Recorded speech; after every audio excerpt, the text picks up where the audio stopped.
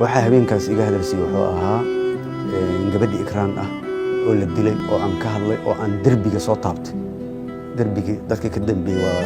u dhawaaday inaan soo taabto dadka ka dambeeyay way diideen inaan maxaa la dhahaa kala hadlo imagine gabadhii u oleynaysa oo beledweyne lagu dilay aamina wax yar haddaan kuu sheego aamina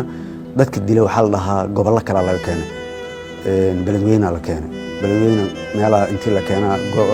qayb ka mid ah ayaa laga soo qaaday ninkaas aamina dilay habeenkaas saacadda cishaha camal ay ahayd qiyaasaya ma rumaysanaysaa 3 xildhibaan ayaa meesha martay oo kala duwan oo aamina ka dambiye badan marka dhinaca shabaabka loo fiiriyo ya oo ay ka mid yihiin gabdho ay ka mid yihiin rag wasiir ka ahaa dawladda oo xildhibaannimada ah ninkii waxaa la ii sheegay markasta inuu soo istaagayay qofka soo maray aamina miyaa uu dhahay marka imagine aamino intan taariikhdeeda ka hayno mar ay kooxahaas oo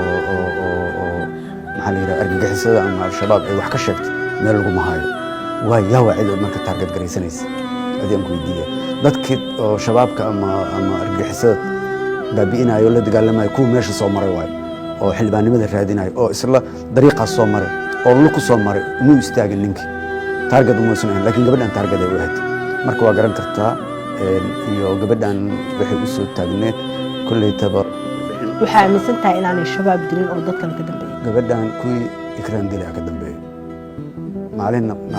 ilaahay uu ka soo saaray subhanahu wa ta'ala haddii dawladdan tahay iyo haddii dawladda ku xigta tahay maalin way ka soo baxaysaa waa ka taas aaminsan